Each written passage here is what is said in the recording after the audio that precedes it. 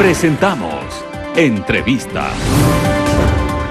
7 de la mañana, 8 minutos. Vamos a iniciar el diálogo con nuestros invitados, como lo hacemos todos los viernes, para analizar un tema específico, un tema especial, y nos ampliamos mucho más. Y nuestros invitados esta mañana están en Quito, el doctor Jorge Luis Ortega, destacado penalista. ¿Cómo le va, doctor? Buenos días. Muy buenos días. También está en Cuenca el doctor Simón Valdivieso, catedrático en Derecho Penal de la Universidad de Cuenca. Doctor, ¿cómo le va? Buenos días. Muy buenos días. Agradecerles por aceptar esta invitación, porque siempre es bueno ir, orientando a la ciudadanía en determinados temas.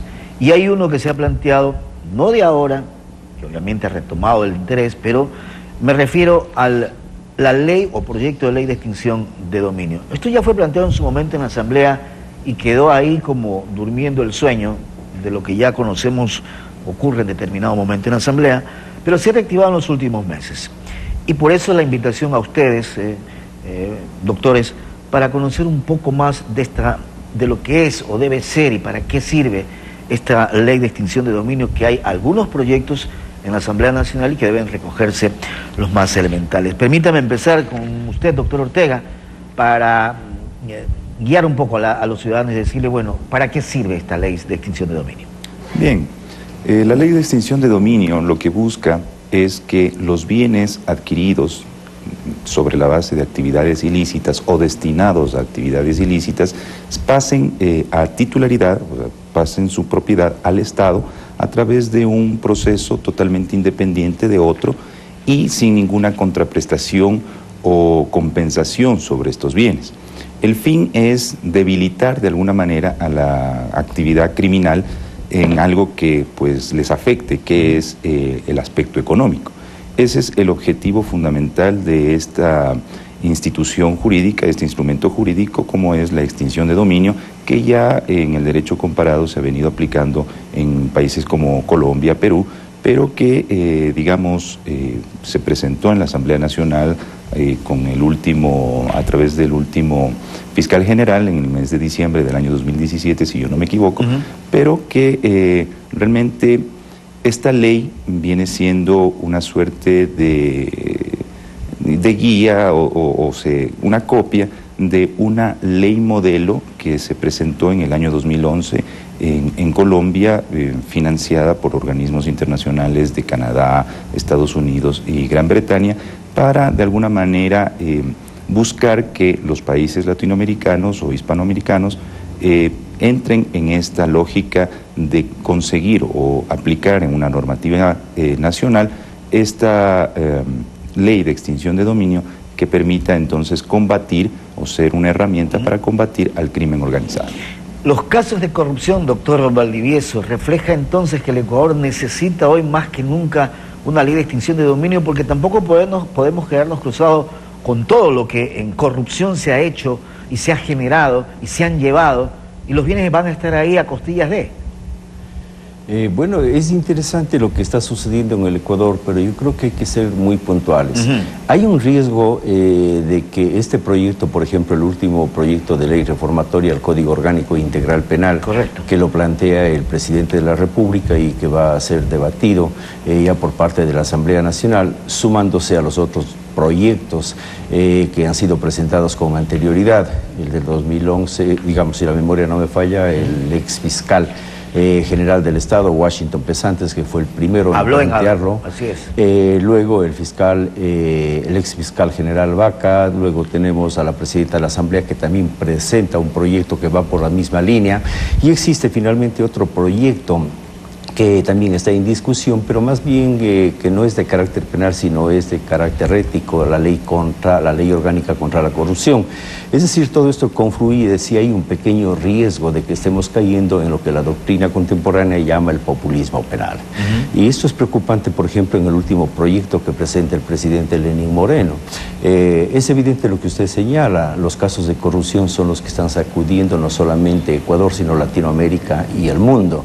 Y pienso que ahí hay el riesgo, y lo que esto obedece sin lugar a dudas es a un problema más ético y más allá, y rebasa yo creo que el tema del control punitivo. Pero de alguna u otra manera se va a poder recuperar algo, pues Perú, aplicando esa normativa o algo similar, ha recuperado algunos miles de millones de dólares.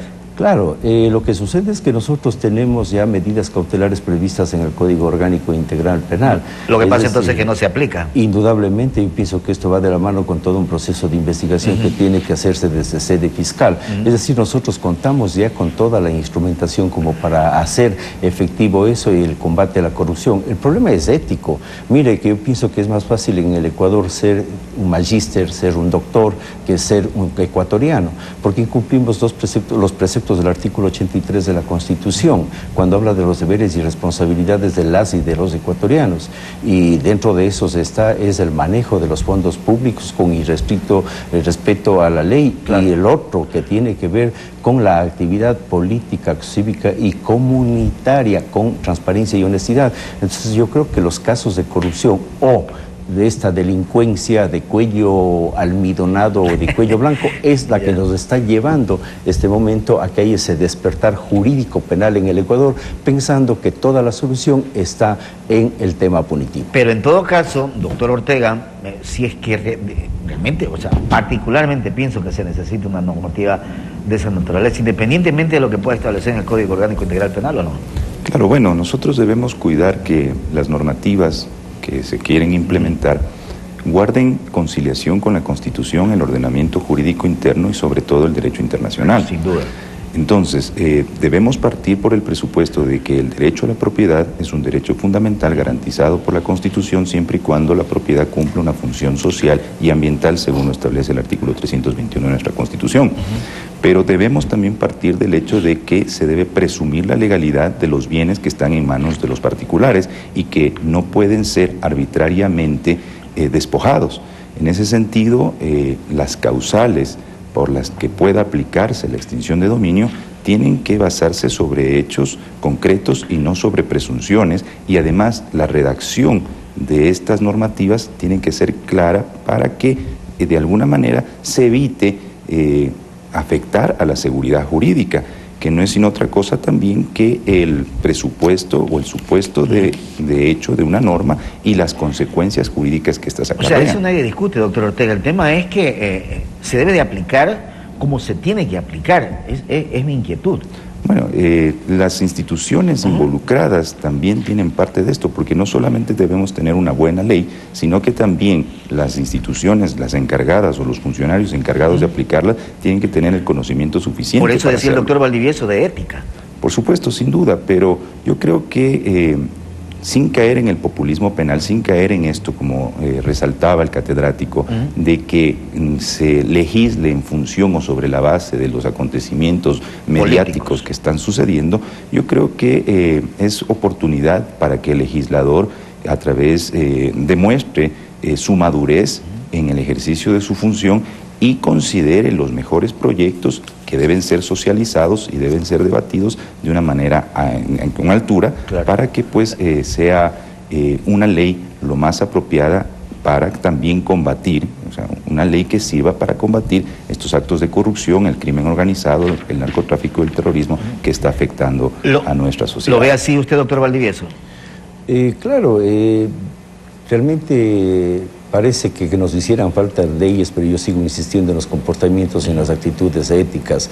Es decir, nosotros, si bien es cierto, decía el colega, que en el derecho comparado y principalmente en América Latina nosotros ya tenemos cuerpos normativos que regulan, y como decía usted también, Perú es una muestra evidente de que sí se puede hacer. A ver, la pregunta es, y cae en el mismo planteamiento que estamos haciendo, ¿qué sucedió entonces con el legislador del año 2014 cuando dicta el Código Orgánico Integral Penal? Es decir, estamos en deuda con los convenios internacionales, con la Convención de Palermo, por ejemplo.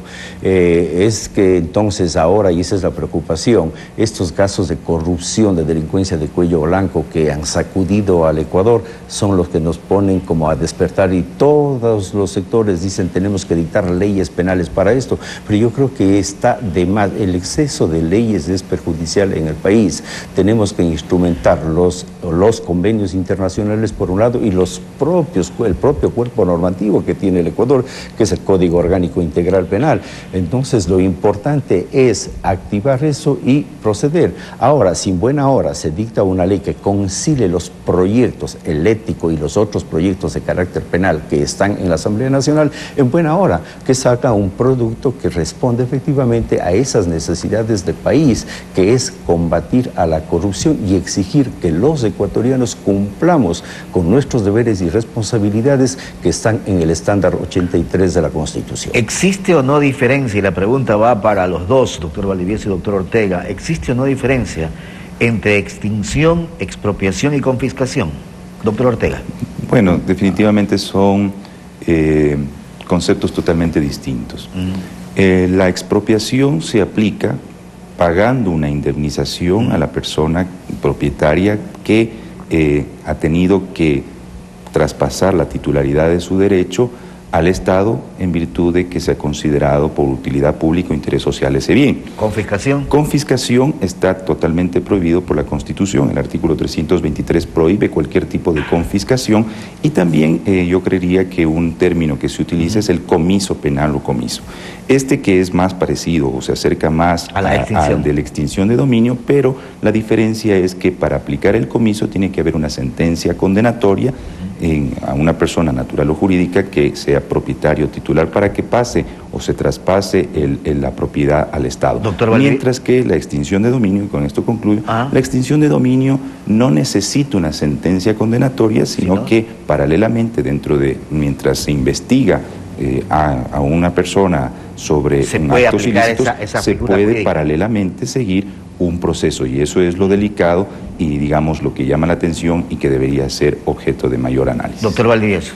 La extinción de dominio parte como una de las medidas cautelares sobre los bienes que establece el Código Orgánico Integral Penal. Recordemos nosotros que dentro de las medidas cautelares sobre bienes ya tenemos, por ejemplo, la prohibición temporal, la incautación, y lo que es importante señalar el tema del comiso penal.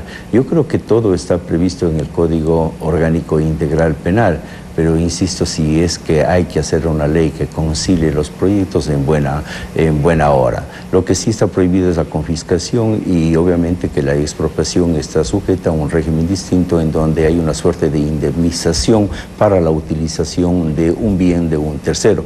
El respeto irrestricto al derecho de la propiedad, yo creo que ningún proyecto de ley de los que se están planteados pueden estar vulnerando ese derecho constitucional. Pero sí es preocupante, yo digo, en marco de lo que usted nos pregunta y que estamos comentando, y este proyecto de ley, es de que esto puede ser, en el caso del último proyecto, hay una norma que de alguna manera considero que es atentatoria contra un principio constitucional, que es el derecho de inocencia, que está previsto en la Constitución, porque en el caso de la cesación de estas medidas, de acuerdo a la reforma, el artículo 552 agregado de las medidas cautelares en el Código Orgánico Integral Penal, dice que a la persona contra la que se le haya dictado la medida, ella tiene que probar el origen lícito de los bienes. Yo creo que hay que ser cautelosos en esto, porque si queremos solucionar un problema de país, no es menos cierto que debemos también respetar los derechos, y esto debe ser, cualquier ley debe pasar por el filtro constitucional. Eso es enteramente peligroso. Si la extinción de dominio es una consecuencia jurídico-patrimonial de actividades ilícitas, esto, aplicado desde el punto de vista jurídico, ¿se lo puede hacer vía Código Orgánico Integral Penal, doctor Ortega, o no?